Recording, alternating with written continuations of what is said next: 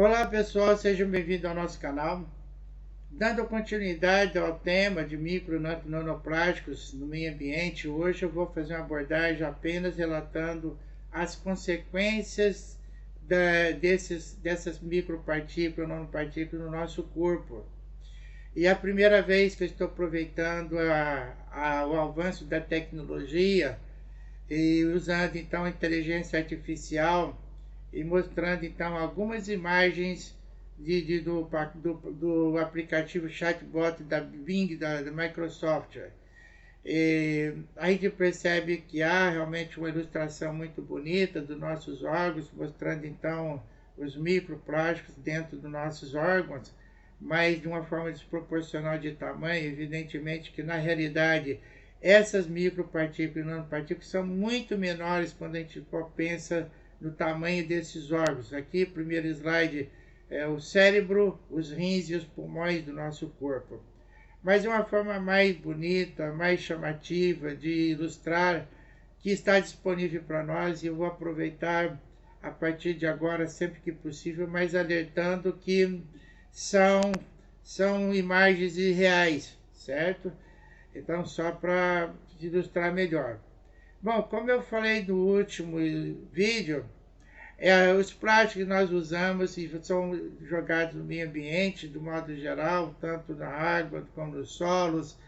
Elas então começam a sofrer aquele processo de quebra, o plástico fica mais quebradiço devido à ação de temperaturas, variações de temperaturas, devido à radiação solar, principalmente do ultravioleta, se converte em micro nanoplástico. E hoje esses microplásticos e nanoplásticos estão em todo o ambiente do planeta, no ar, na água, em todos os solos, nos alimentos. Então nós precisamos de ter um pouco mais de consciência do uso inteligente e sábio do plástico, porque nós não podemos viver sem eles, considerando a situação atual da evolução do ser humano. Mas nós precisamos aprender a usá-lo de uma forma mais inteligente, até que nós tenhamos outras alternativas de materiais biodegradáveis e nós possamos então minimizar, ou quem sabe um dia até eliminar esse problema de contaminação ambiental que já está praticamente dentro de nós e as pessoas às vezes não sabem. Então, como eu falei para vocês no slide, no vídeo passado, de um modo geral, as crianças estão ingerindo mais de 500 partículas, micropartículas por dia, enquanto os adultos mais de 800 micropartículas. Então é uma quantidade considerável e nem todas essas micropartículas são eliminadas pelas fezes. Então parte dessas micropartículas estão sendo absorvidas, principalmente as nanopartículas, que elas penetram facilmente por dentro de qualquer órgão do ser humano, chegando até dentro das células. Então não tem como a gente fugir desse problema que nós estamos tendo contato todos os dias, porque nós respiramos micropartículas, nós ingerimos na forma de junto com alimentos, com água, e não tem como evitar isso daí. Nós precisamos então de minimizar esse problema. Tem um trabalho publicado no ano passado, de Yuan e outros, 2020, eles mostram aqui numa figura, comparando o tamanho de micropartículas, nanopartículas, mostrando então os tamanhos de cada uma que estão ocorrendo, sendo encontradas no meio ambiente, e mostrando onde elas podem ser encontradas pensando no corpo humano. E o que chama a atenção, então, é os últimos quadradinhos aqui mais embaixo, que é onde tem a definição de nanoplásticos, mostrando, então, as dimensões deles, então, em nanômetros. E em cima, eu procurei realçar um pouco mais o tamanho das células animais, que é de 10 a 20 micrômetros de tamanho, enquanto que os nanoplásticos, eles são menores do que 0,1 micrômetros. Então, dá para ver que essas micropartículas são muito menores do que as células animais, então são são de fácil penetração nas células, podendo afetar todo o metabolismo celular do nosso corpo, dependendo do que elas estão carregando, de onde elas estão invadindo, qual parte do corpo nós estão invadindo. Lembrando que quando nós ingerimos qualquer partícula pela boca, essas micropartículas atingem o estômago primeiro, então o pH do estômago em torno de 2, é muito ácido. Alguma coisa pode acontecer ali, liberando algum contaminante, e depois essas micropartículas vão para o intestino quando o pH é 8. Então, outro processo químico pode ocorrer ali, liberando também algumas substâncias tóxicas e sendo absorvidas pelo nosso organismo e chegando, dependendo da situação, até o coração, o fígado, rins, pulmões, do pulmões pela inalação, evidentemente, mas também podendo chegar no cérebro. Essa possibilidade existe, é real, já foi comprovado em ratos. Então nós precisamos de ter uma preocupação cada vez maior de uso desses microplásticos. E esse slide aqui eu mostro para vocês também, são imagens criadas pela inteligência artificial, mostrando então o fígado contaminado com microplásticos e as células contaminadas também por nanoplásticos, mostrando então uma situação que cada vez é mais real e a gente não percebe. E as consequências disso daí, segundo esse autor, também publicado no ano passado, em 2022, mostrando então efeitos dos microplásticos nos peixes e na saúde humana. Quem tiver interesse pode achar aí esse trabalho publicado, seguindo a informação aqui no DOI, né? Quem entende de ciência, quem é cientista, é só pegar essa numeração aí embaixo e nesse link vai achar o trabalho na íntegra, na internet. E o que o autor mostra como é que esses microplásticos nós ficamos expostos a eles.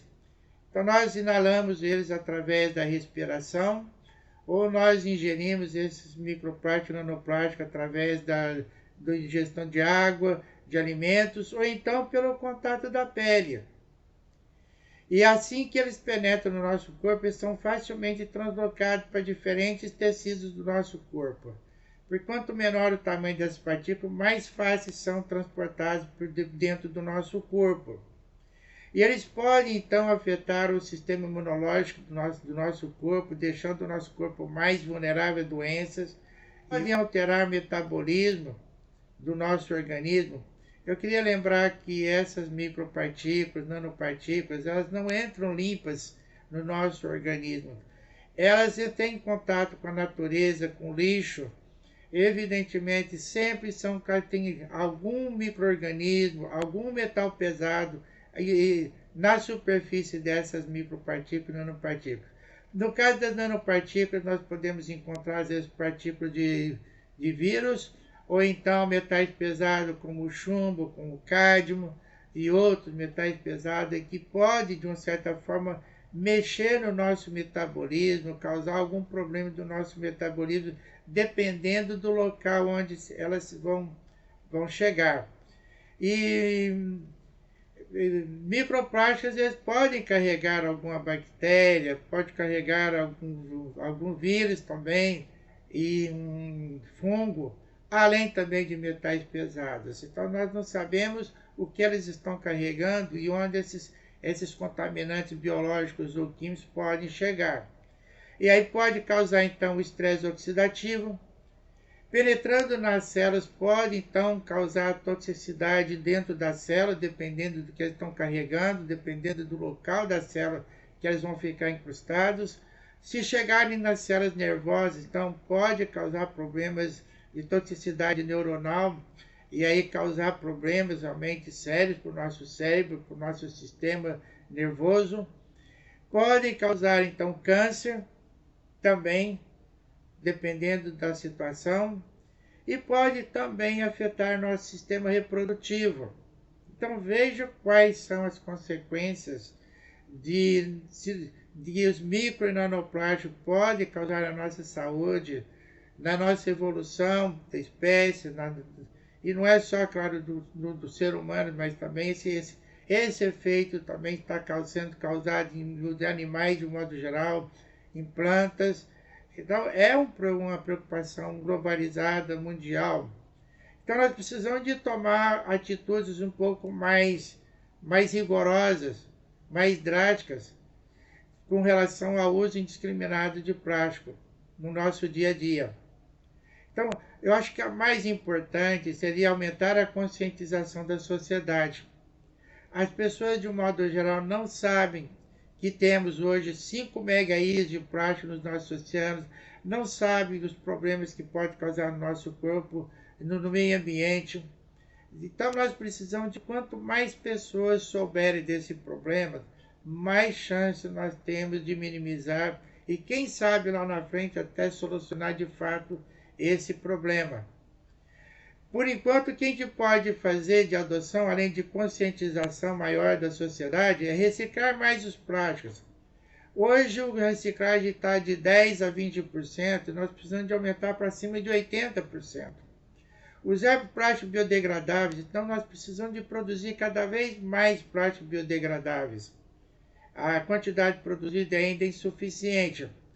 Usar materiais sem plástico sempre que for possível. Nós podemos usar sacolas de pano, de lona, para as compras de supermercados, diminuindo então aquelas sacolinhas de plástico de supermercados, e também naqueles brindes das lojas que colocam lá dentro de saquinha de plástico, quando pode ser de um material de pano, alguma coisa assim, ou até de plástico biodegradável.